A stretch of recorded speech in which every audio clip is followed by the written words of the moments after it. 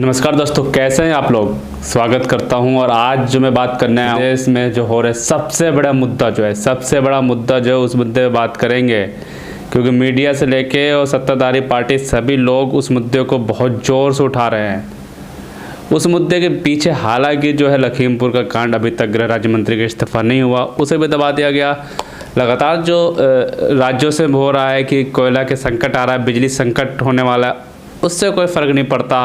और आपको बता दें कि जिस तरीके से महंगाई बढ़ रही है, गैस का दाम बढ़ रहे हैं, आज भी सीएनजी के दाम बढ़े, बेरोजगारी पर जो युवा है लगातार प्रदर्शन कर रहे हैं दिल्ली में, उससे भी कोई बात नहीं करता। क्योंकि सबसे बड़ा मुद्दा जो है मीडिया के लिए वो आज का मुद्दा है देशभक्ति। बिल्कुल सही सुना आपने कि देशभक्ति साबित करनी है किसकी? सावरकर को देशभक्त साबित करने का होड़ मची हुई है, ट्विटर से लेके सोशल मीडिया में, और सत्ताधारी पार्टी से लेके आरएसएस और मीडिया सारे मुद्दे भुला के जो है अब लगा हुआ है कि सावरकर वीर थे। नए नए सबूत जो है पुराने अखबार जो हैं स्क्रीन पे चला के डिबेट कर रहा है।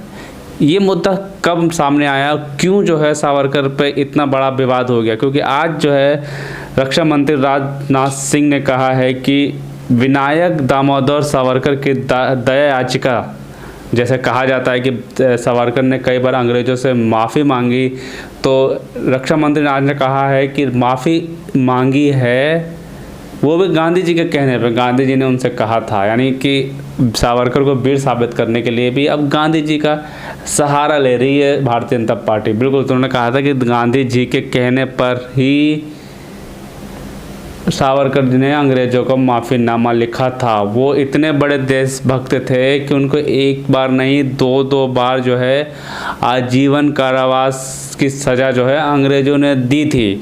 और ऐसे जेल में भेजते, कई विवाद आ रहे हैं, कई लोग ऐसे बोल रहे हैं कि इस भारतीय जनता पार्टी के नेता कि ऐसे जेल में भेजा गया था जहाँ पे किताब नहीं लिखा जाती, उनको जंजीरों से बांध कर रखा गया था।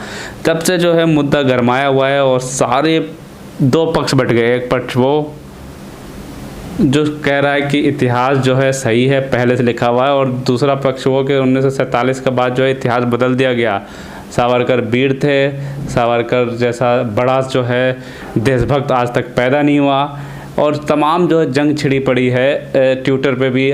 और आपको बता दें कि मीडिया भी लगातार इस बात को साबित करने में लगा हुआ है और पूरा होड़ मचा है। क्योंकि राजनाथ सिंह ने कहा था कि सावरकर के खिलाफ झूठ फैलाया गया है। कहा गया है कि उन्होंने अंग्रेज़ों के सामने बार बार माफ़ीनामा दिया, लेकिन सच्चाई है कि क्षमा याचिका उन्होंने खुद को माफ़ किए जाने के लिए नहीं दी थी। उन्होंने महात्मा गांधी ने कहा था कि दया याचिका दायर कीजिए, महात्मा गांधी के कहने पर उन्होंने दया याचिका दी थी।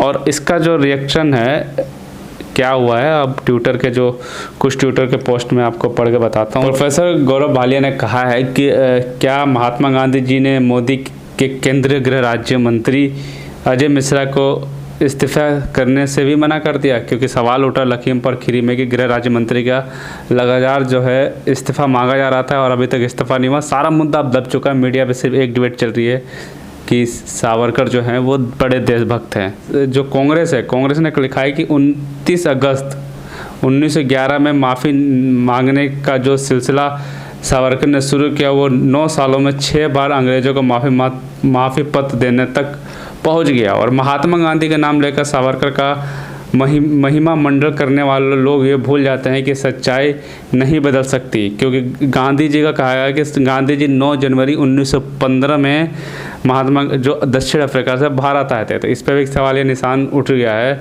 तमाम जंग छिड़ी पड़ी है। आशुतोष जो है रिपोर्टर, उन्होंने लिखा है कि सावरकर के उत्थान के लिए गांधी का सहारा तो चाहिए ही था। बिल्कुल, अब गांधी का सहारा लेके एक देशभक्त बनाया जा रहा है सावरकर को।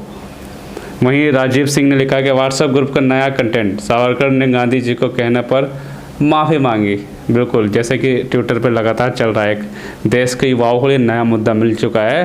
वो बेरोजगारी भूल जाएं, वो महंगाई भूल जाएं, वो पेट्रोल का दाम भूल जाएं, वो गैस का दाम भूल जाएं, वो सीएनजी भूल जाएं, वो लखीमपुर की घटना भूल जाएं, और वो जब कश्मीर में जो जवान शहीद हुए 5 उसको भूल जाए। चीन ने जो अरुणाचल प्रदेश को कहा है कि भारत का हिस्सा है उसको भूल जाए, क्योंकि प्रधानमंत्री जी जो हैं वो लाख जो दिखाते ही हैं तो चीन अपने आप बाहर चला जाएगा। और 370 हटने के बाद कश्मीर में आतंकवादी अपने आप ख़त्म हो गया। अब जो सबसे बड़ा मुद्दा मैंने जो शुरू में कहा था यही है कि सावरकर वीर हैं। अब देशभक्त खेल रहे हैं भारत की जनता। और भी दिखाऊं, अलका लांबा ने लिखा है कि आज अधिकतर चैनल पर चर्चा का विषय कांग्रेस नेताओं राहुल गांधी के नेतृत्व में लखीमपुर खीरी हत्याकांड को लेकर राष्ट्रपति से मुलाकात और मोदी मंत्री अजय मिश्रा को बर्खास्तगी। लेकिन अचानक टीवी मालिकों को ऊपर से फ़ोन आया, चर्चा जो है वो सावरकर पर होगी। मालिकों ने डरकर मुद्दा बदल डाला, मीडिया को घेराव कराया और कहा है कि जो चर्चा पहले लखीमपुर पर मीडिया लगातार दिखा रही थी कि मंत्री का इस्तीफा होगा या नहीं होगा, तो ऊपर से अब फ़ोन आया है और अब जो है मीडिया में सिर्फ एक ही चीज़ पे डिबेट चल रही है, सावरकर। वही जैसे मैंने कहा कि वीर साबित करने के लिए। वहीं डॉक्टर रागिनी नायक ने लिखा है कि सावरकर का शुद्धिकरण करने के लिए राजनाथ जी को गांधी का सहारा लेना पड़ रहा है।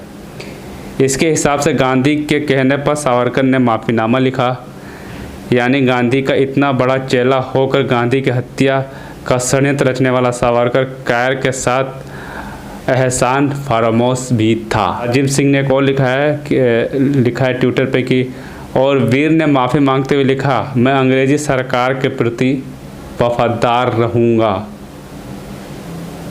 वहीं कई लोग ऐसे भी हैं जो कह रहे हैं कि सावरकर जी वीर थे, जो समर्थक में। तो तमाम मुद्दा जो है चल रहा है। बस छोटी सी बात मुझे इसलिए कहने आया हूँ कि अब जो सारे मुद्दे ख़त्म, अब आप देशभक्ति खेलिए और सावरकर को देशभक्त साबित कीजिए। इससे क्या होगा कि आपकी महंगाई का मुद्दा, महंगाई कम हो जाएगा, जो लखीमपुर के दोषी उनको सज़ा मिल जाएगी, बेरोजगारियों को नौकरी मिल जाएगी, और सीएनजी में जो दाम पेट्रोल के गैस के बढ़ रहे हैं वो भी मिल जाएगा।